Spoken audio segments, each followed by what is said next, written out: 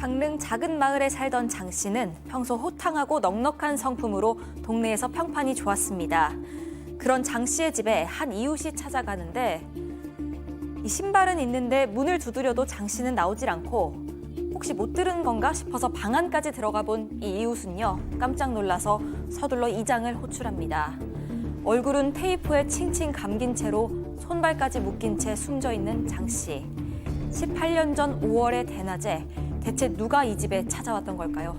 오늘 사건연구소의 키워드는 사건 현장에 남은 조각 지문입니다. 자, 지금부터 18년 전 2005년에 있었던 사건입니다. 집안에서 손발이 묶인 채 숨진 할머니를 이웃 주민이 발견하면서 시작이 됐는데, 자, 어떻게 된 일인지 처음부터 달려보죠. 네, 일단 피해자는 강원도 강릉시 구정면에 살던 69살 장모 씨입니다. 이 자식들은 모두 도시에 나가 살고요. 혼자 여기에 살고 있었는데 평소에 굉장히 좀 호탕하고 인심도 좋은 성격이어서 이웃들과의 관계도 좋은 편이었다고 합니다. 2005년 5월 13일 오후 4시였습니다. 한 이웃 주민이 이 장 씨를 찾아가게 되는데 20만 원을 이웃 주민이 빌렸던 것 같습니다. 그걸 갚겠다면서 찾아간 거였습니다. 그런데 신발도 그대로 있고 안에서 TV 소리도 흘러나오는데 아무리 불러도 장 씨가 나오질 않습니다. 그런데 안방 문이 열려 있길래 그 안에 그냥 들어가 봤던 겁니다. 그런데 그곳에서 장 씨가 이 방 안에서 숨진 채로 발견이 됩니다. 머리에는 포장용 테이프가 칭칭 감겨 있고 전화선, 휴대전화 충전선 이런 걸로 손발이 결박된 채였습니다. 대인관계가 좋았다면은 뭐 숨겨진 원한관계 같은 게 따로 금품을 노린 걸까요? 네, 지금 온 집안을 샅샅이 뒤진 모습이 현장에서 포착이 됩니다. 방안, 옷장, 서랍장 모두 열려 있었던 상황이고요. 싱크대, 화장대도 마찬가지입니다. 특히 이 장 씨가 착용하고 있던 금팔찌하고 반지 등 78만 원 상당이 없어졌고요. 예. 피해자를 부검해 보니까 갈비뼈 골절, 내장 출혈 등 상당한 폭행이 있었던 것으로 지금 보이는 상황이고 아마도 금품을 이렇게 추궁을 하면서 폭행을 한 것으로 보이고 머리에 이제 테이프를 둘렀는데 이거는 반항하는 걸 막게 소리 지르는 거 막기 위해서 한 것으로 추정이 되는 걸 봤을 때는 현장 증거로 봤을 때는 금품 강취 목적이 확실해 보였습니다. 아니, 저 정도면 범인 흔적이 있었을 것 같은데요. 네, 그때 당시에 이제 그 경찰은 그 현장 감식을 당연히 이제 실시를 했는데 불행히도 별다른 흔적을 갖다가 찾지를 못했습니다. 아이고야. 왜냐하면 이 범인이 범행을 하고 난 뒤에 지문이라든가 족적 이것을 갖다가 철저히 지워서 현장 조작을 했다는 거죠. 그런데 하나 이제 어떤 그 결정적인 단서를 찾게 되는데 예. 이 범인이 사용했던 그 테이프의 심지, 그 안쪽 부분에 왼쪽 중지 그 지문이 나왔는데요. 그 지문이 완전한 지문이 아니고 한 1cm 정도 되는 아주 희미한 조각 지문이었습니다. 근데 이제 이것이 아마도 이제 그 장갑을 벗고 이 테이프를 뜯는 과정에서 남게 된 것 같은데 그런데 이제 불행히도 그 당시에는 이런 작은 쪽지문을 그 분석하는 기술이 없었기 때문에 용의자 특정이 불가능했고요. 또 CCTV도 없고 목격자도 없는 그런 상황에서 당시 경찰은 수사 방향을 이거는 면식범이 아니겠는가라고 이제 판단을 하고 마을 주민이나 지인 그리고 가족들을 상대로 수사를 했지만 별다른 결과가 나오지 않았습니다. 하하, 당시에는 저런 쪽지문을 분석할 수 있는 그런 기술이 없었군요. 예, 그래서 이대로 미제로 끝나는가 싶었는데 갑자기 40대 마을 주민이 찾아와서 제가 죽였습니다라고 경찰에 자수를 합니다. 근데 그 자수한 사람이 여성 박모 씨고 이 피해자가 굉장히 가깝게 지내서 마을에서는 수양딸이라고 부를 정도의 관계였던 거예요. 근데 왜 그런 일을 저질러려 하니까 돈을 한 200만 원 정도 피해자한테 빌렸는데 이게 갚아야 되는데 못 갚고 있었고 오히려 더 빌려려고 했는데 평소에 그렇게 가깝게 지내는데 너무 칼같이 거절해서 화가 나서 해쳤다라고 그렇게 얘기를 하는 겁니다.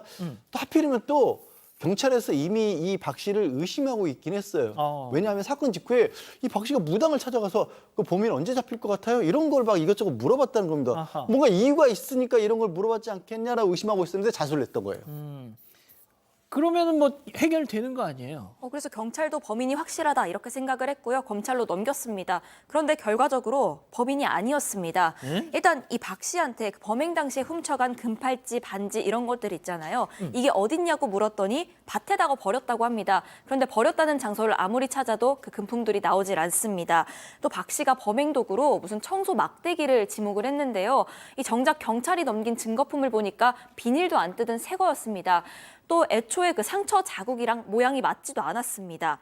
특히 이 사건이 벌어진 시간대에 결정적으로 이 박 씨는 알리바이까지 있었기 때문에 애초에 범인일 리가 없었던 상황입니다. 아니 범인도 아닌데 자수를 왜 해? 자백하고 뭐 증거, 물적 증거가 뭐가 일치해야 돼야지만이 이게 의미가 있는데 이렇게 왜 이렇게 사람이 박 씨가 자백을 했냐 알아보니까 비구니 한 명이 찾아와서 그런 얘기를 했다고 해요. 예. 요 최근에 할머니 한 분 돌아가시지 않았나. 어. 당신이 자수하지 않으면 막내 아들한테 큰 변이 생길 것이다. 이걸 듣고 겁이 나가지고 자수를 했다고 하는데 아마 이 사람이 박 씨가 평소에도 무속을 좀 많이 믿었던 것 같아요. 이 범인 언제 잡히냐 이런 거 무속인한테 물어본 거 봤을 때는 이거가 믿고 있고 덜컥 겁이 나가지고 조사 과정에서 얼떨결에 자백을 한 것으로 보입니다. 자, 어느 날 갑자기 비구니가 와서 야, 네가 저 노인네 죽인 거라고 자수 안 하면 네 아들이 아주 그냥 벼락 맞을 아니 그런다고 가서 자수하는 게 어디 있어요? 근데 진짜 왜 이런 상황이 벌어졌냐면요. 이것도 요즘 생각하면 정말 있을 수 없는 일이긴 한데 이 피해자 집안에서 립스틱이 묻은 커피잔이 발견이 됐답니다. 예. 그런데 아까 말씀드렸다시피 박 씨하고 피해자하고 굉장히 가깝게 지냈잖아요. 네. 그러니까 경찰은 면식범이 범인일 것이고 그럼 박 씨일 것이다라고 미리 그냥 속단을 해놨던 겁니다. 딱 전제를 걸었군요. 예, 이미 그러고 쳐다보고 있는데 증거도 아무것도 없으니까 담당 교사가 어떤 일을 벌였냐면 그 박 씨 집을 찾아갔던 비구니라는 여성 있죠. 예.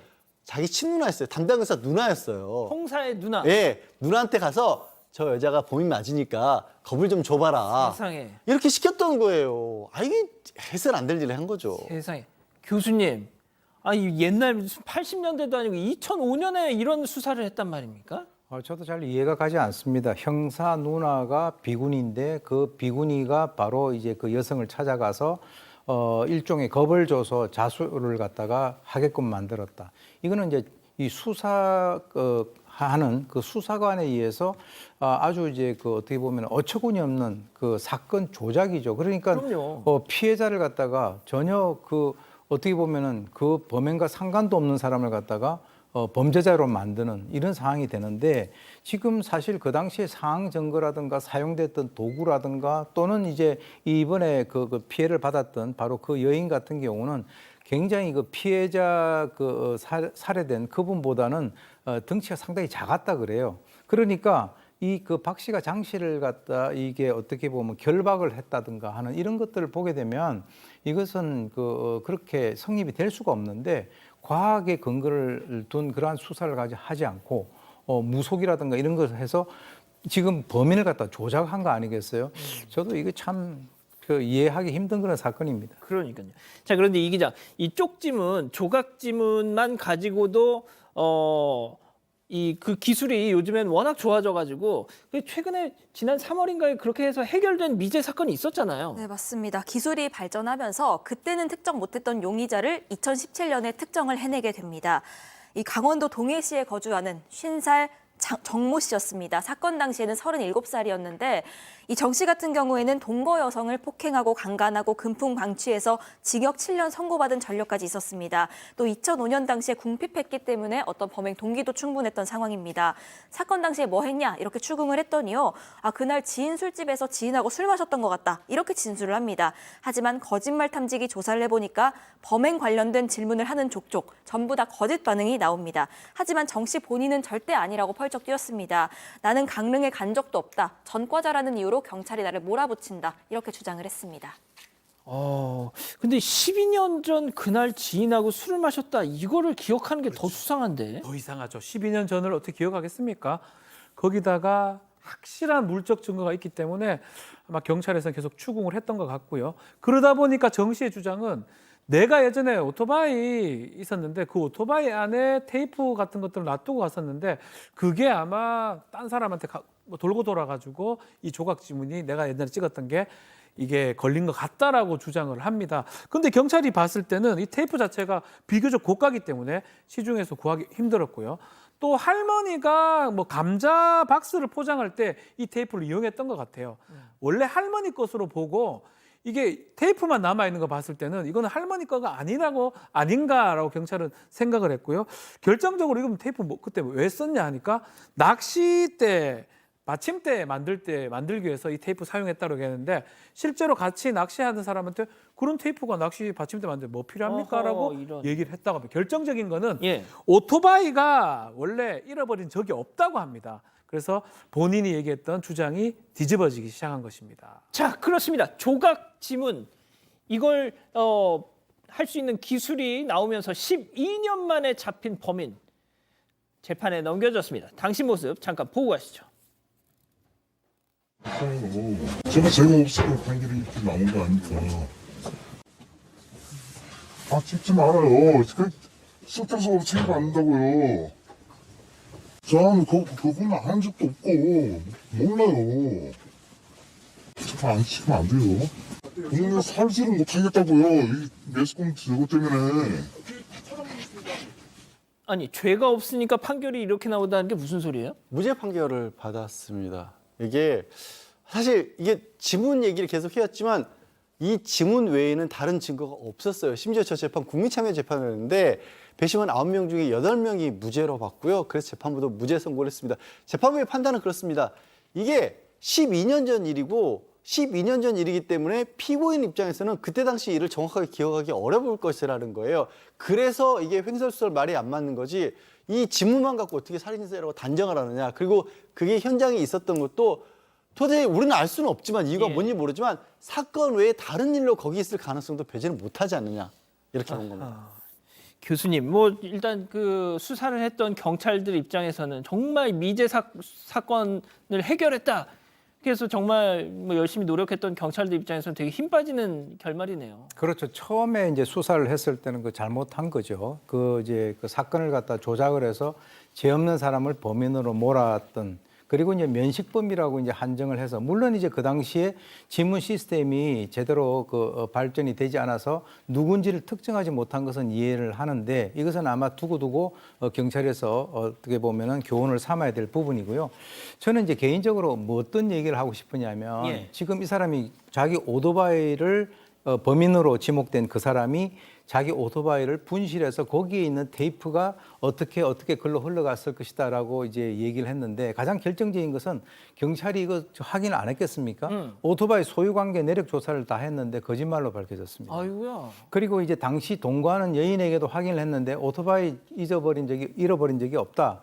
그렇게 이제 얘기를 했고, 그래서 이제 법원에서는 뭐라고 얘기했냐면 지문 하나 가지고 범행을 저질렀다고 확정하기 어렵고 이미 12년이 지났기 때문에 이 피고인이 알리바이를 입증하기 어렵다라고 하는 이유로 무죄 선고를 했는데, 그럼 거꾸로 제가 말씀을 드리면 앞으로 지문 1개 정도, 그리고 사건 발생이 난 지 한 12년 정도가 되는 사건은 무조건 그럼 미제 사건이 돼야 되느냐라고 하는 그런 측면에서 저는 약간의 어떤 의문을 제시를 하고 싶고요.